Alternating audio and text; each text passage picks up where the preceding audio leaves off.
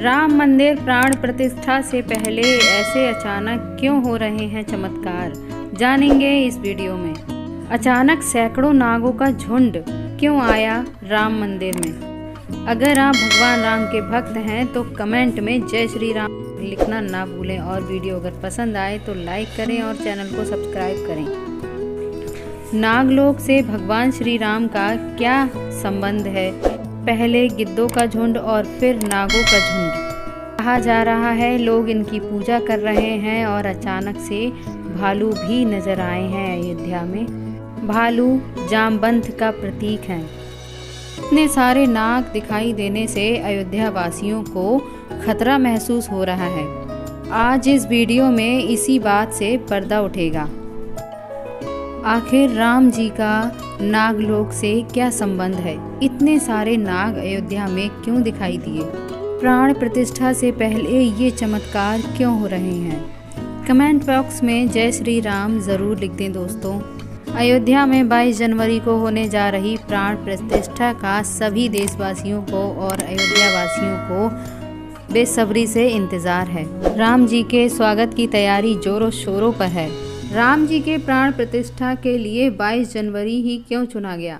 इसमें भी एक रहस्य है। 22 जनवरी कोई आम तारीख नहीं है। 22 जनवरी एक खास तारीख है। त्रेता युग में भगवान श्री राम का जन्म अभिजीत मुहूर्त में हुआ था।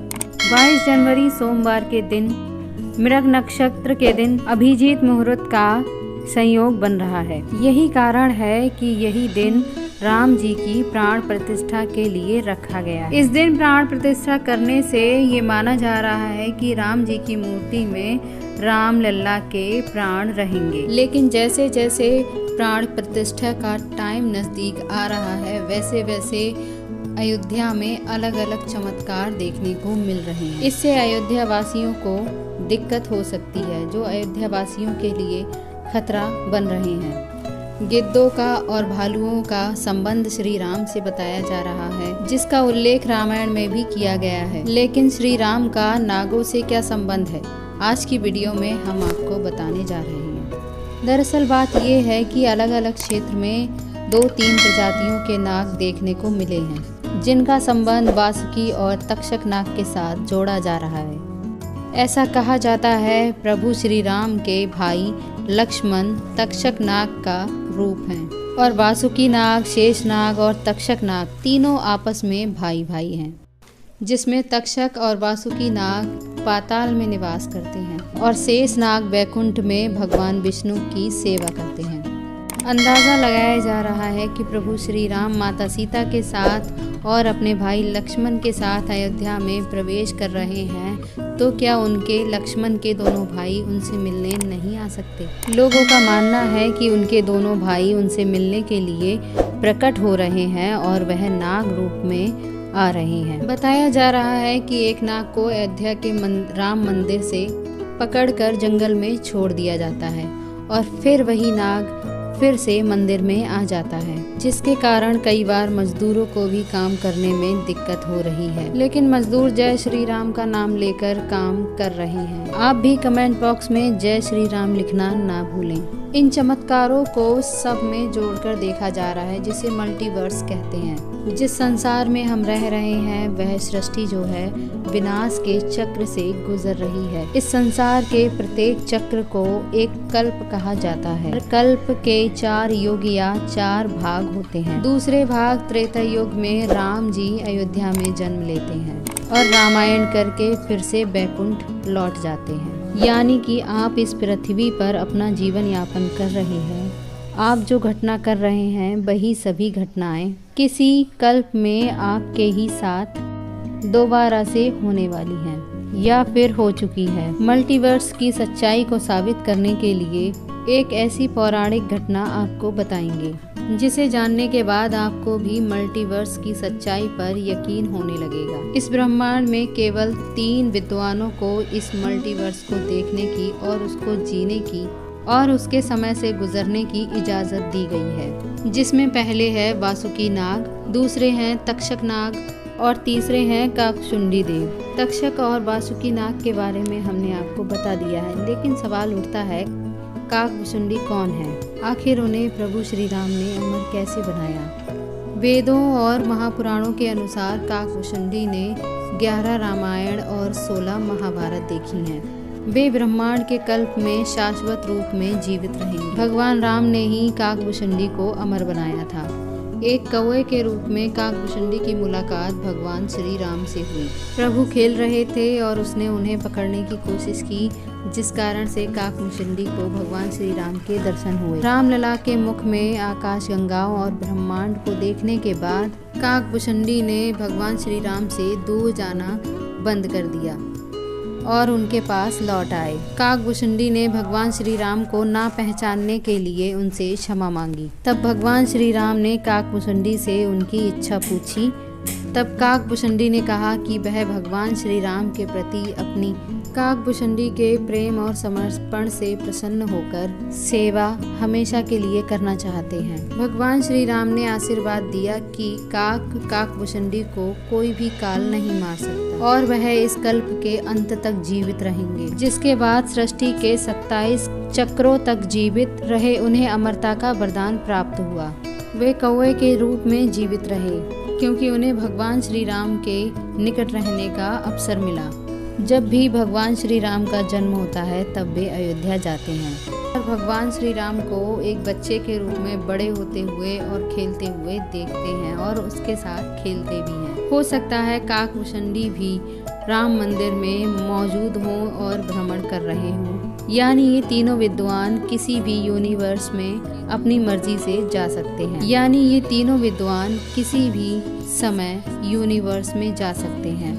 अचानक नागों का पाया जाना, राम मंदिर में प्राण प्रतिष्ठा से पहले पाया जाना, उनका श्री राम से संबंध बताना गलत नहीं होगा। इन नागों के दर्शन मात्र से भक्तों का उद्धार हो जाता है। लेकिन बहुत सारे लोग जो साइंस में विश्वास करते हैं वो इस सृष्टि चक्र को मानने में विश्वास नहीं रखते हैं। अब एक और ऐसी सच्ची कहानी हम आपको बताने जा रहे हैं जिसका संबंध प्रभु श्री राम से और रामायण से जुड़ा है, जिसे सुनकर आपको विश्वास हो जाएगा कि मल्टीवर्स वास्तव में होता है। जिस तरह दुनिया में आने वाले हर व्यक्ति की मृत्यु निश्चित होती है, उसी प्रकार भगवान के रूप में जन्म लेने वाले व्यक्तियों का समय भी निश्चित है। वो समय समाप्त होने के बाद उन्हें भी अपने प्राणों का त्याग कर कर वापस अपने लोक लौटना पड़ा। मेरे लिए मेरे बैकुंठ स्वर्गिक धाम जाने का समय आ गया है, लेकिन मृत्यु के देवता अयोध्या में प्रवेश करने से डरते थे। इसी प्रकार भगवान श्री राम भी इस लोक को छोड़कर अपने लोक वापस लौट गए, क्योंकि उन्हें भक्त हनुमान से डर लगता था। यम के प्रवेश के लिए हनुमान को हटाना जरूरी था। भगवान श्री राम को मृत्यु लोक त्यागने में सबसे बड़ी बाधा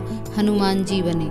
प्रभु श्री राम ने स्वयं ही इसका हल निकाला, क्योंकि हनुमान के होते यमराज में इतनी ताकत नहीं थी कि वे प्रभु श्री राम के प्राण लेकर आते। जब मृत्यु का समय आया तो भगवान श्री राम ने कहा, यम को मेरे पास तक आने दो।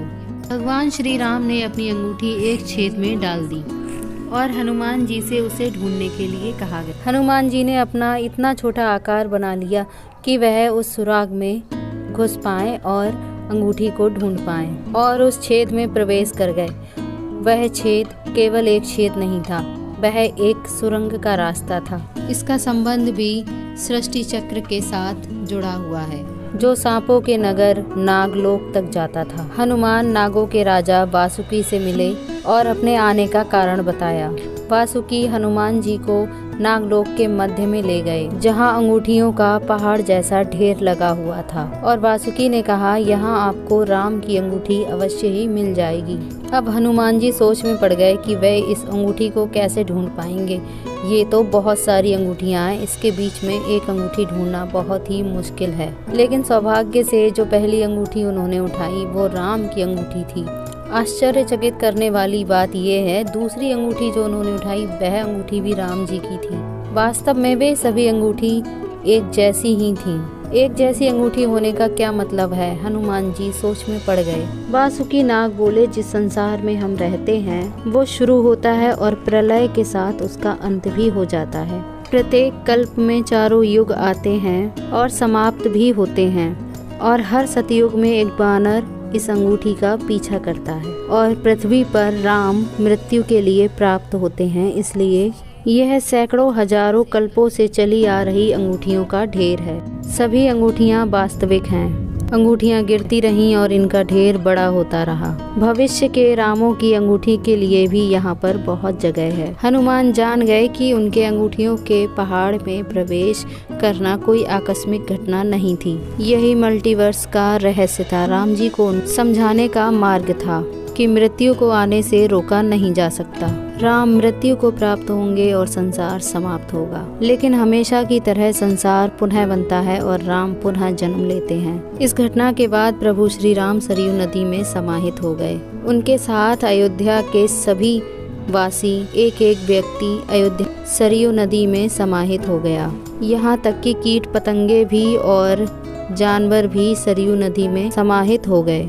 ऐसा कहा जाता है जितने भी अयोध्या में थे वे सभी देवी देवताओं के रूप थे, जो प्रभु श्री राम की लीला को देखने के लिए आए थे और वहाँ पर रह रहे थे। जब रामायण काल समाप्त हुआ तो वह भी प्रभु श्री राम के साथ अपने अपने धाम लौट गए। मात्र अयोध्या का भूभाग ही बच गया और वर्षों तक यह भूमि ऐसी ही पड़ी रही। बाद में श्री राम के पुत्र कुश ने अयोध्या को फिर से बसाया, जिसका वर्णन कालिदास के रघुवंश में मिलता है। वीडियो अगर पसंद आई हो तो वीडियो को लाइक करें और कमेंट करें, और साथ ही हमारे चैनल को आपने अभी तक सब्सक्राइब नहीं किया है तो चैनल को सब्सक्राइब करें। धन्यवाद और जय श्री राम।